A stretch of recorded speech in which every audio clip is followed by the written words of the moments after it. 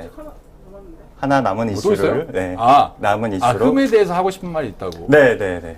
또 마지막 남은 이슈는 네. 또 이제 짧게 한번 야, 이거 뭐 네버엔딩 스토리네. 다루고 끝나지- 넘어가도록 하겠습니다. 이게 역시 짧고 간략하게 일단은 뭐 다들 이게 여러분 전 국민들이 아시다시피 이제 HMM이 오늘 파업안을 예전에 통과시키고 임단협에 타결을 시켰다 노사가 이런 소식이 이제 알려졌습니다. 그래서 뭐 결국은 물류 대란이다, 뭐 위기가 나올 거다, 뭐 중소기업들 난리 난다, 뭐 이런 얘기 걱정 많이 나왔지만 결국 일단은 일단락된 모습으로 오늘 뉴스 플러스에서 한번 보셨을. 예, 봤습니다. 네, 봤어요. 예, 예. 네, 저 봤어요. 네, 뭐 어떻게 생각하시나요? 잘 모르겠는데요.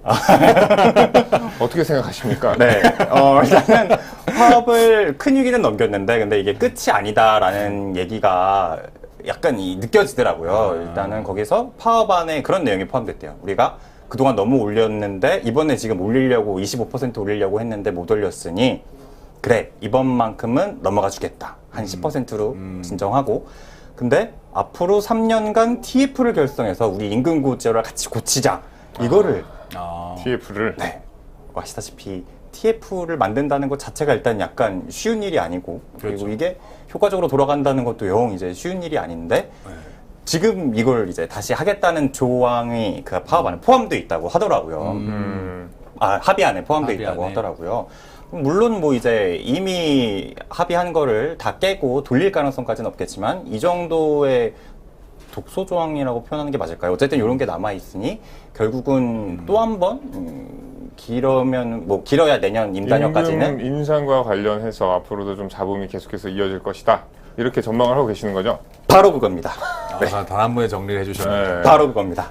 자, 여러분들 오늘 그러면은 이 임금이라는 것이 결국에는 비용으로 직결되는 문제인데 앞으로 H&M 같은 경우에는 장사를 더 잘할 것으로 보이네요. 장사를 잘하면 이 비용이 그렇게 큰 문제가 되지는 않을 텐데 그렇지 않다라면은 이게 또 상당한 문제가 될 수도 있는 거거든요. 어떻게 보시나요? 그렇죠. 이번에 사측이 내놓은 안을 만약에 회사가 받아들이면은 이게 1,200억 원이 더 든다고 계산이 된대요. 근데 이게 H&M 전체 매출의 1% 수준이라고 합니다. 그러니까 노조 주장에서는 1% 때문에 우리가 지금 8년 동안 임금 동결로 하고 여기까지 계속 같이 왔는데 1% 더 부담하기 싫어서 저런 식으로 행동하는 게 굉장히 이제 괘씸하죠. 네, 배신감을 많이 느낀다. 이런 주장인 거죠. 그리고 사실상 유일하게 남은 해운사이니까 자존심도 있을 테고 그런 걸 이제 좀 고쳐달라. 이거를 바꿔달라. 이게 이제 이번 파업에도 가장 큰 목소리였고 앞으로도 이런 주장은 어느 정도까지는 계속될 것 같다. 다만 지금 채권단 관리하에 있잖아요. 네. 채권단은 경영권을 이제 정상화시키고 싶은 마음이 있을 테고 누군가가 이제 인수를 해야 될 텐데 그러려면 최대한 고정비를 낮게 가져간 상태에서 매각을 하는 게 파는 사람 입장에서는 부담이 없을 테니 이런 것도 분명히 이 채권단 산업은행이라든지 경영진은 매각을 위한 포석이다. 네, 그것 때문에 막 올려주는 거는 부담스러워 했을 거다. 여러 이유가 있지만 그런 얘기도 있고 그리고 뭐 근데 그거 참 불만이 많은 상태로 매각을 하는 거면 그것도 하나의 리스크가 될 텐데. 그렇죠.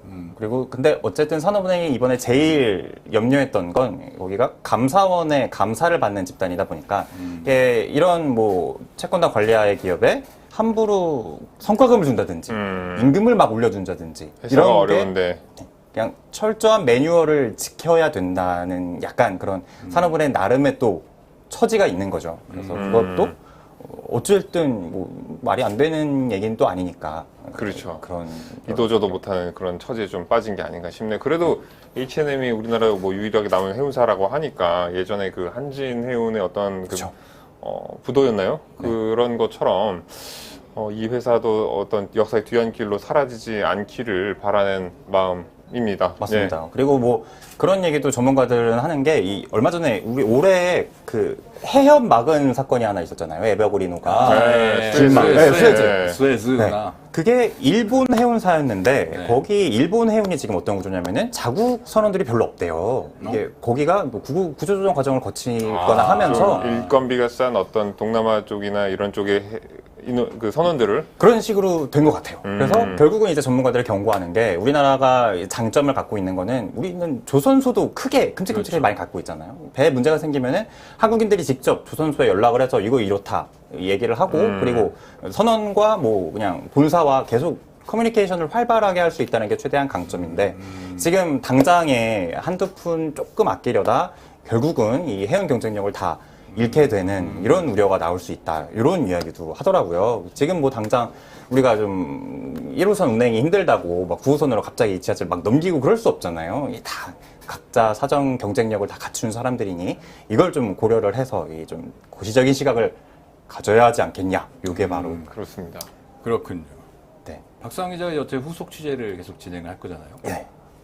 어떤 거를 좀 중점적으로 더 취재를 해보고 싶으신지.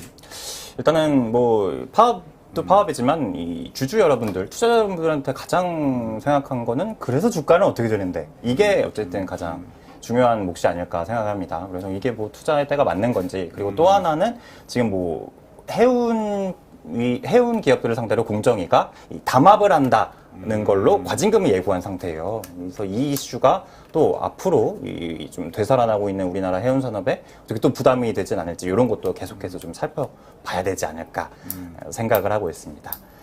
네, 알겠습니다. 잘 들었습니다. 여러분 또 저희 이렇게 한 주 뉴스 플러스와 뉴스 플러스 외전까지 재밌게 잘 진행을 해봤습니다.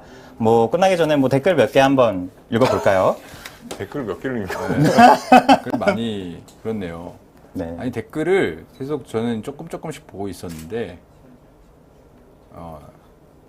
박수환 기자 소개를 좀 해주시면 구독자 3만 명 가즈아밖에 안 보이네요. 좋습니다. 그리고 라잉님이 이제 마지막 방송 후기 남겨주셨네요. 시꺼먼 방송 즐거웠습니다. 네, 저희도 사실 그 처음에 네. 시작할 때 좀 우려를 했습니다. 저희 이 굉장히 자리를 빌어서 죄송하다는 말씀. 시청자 여러분도 아셔야 할 게 저희도 굉장히 지양하는 방송이다. 노력을 해보겠습니다. 네. 자, 그러면은 저희 이번 주 뉴스 플러스 외전은 오늘 여기까지입니다. 어떻게 보셨습니까? 다음 주에는 더 재밌고 각양각색의 뒷얘기로 여러분들 월요일에 찾아뵙도록 하겠습니다. 시청해주신 여러분 감사합니다. 이거 너무 정규 방송처럼 끝났는데? 안녕. 안녕. 하다 보니까.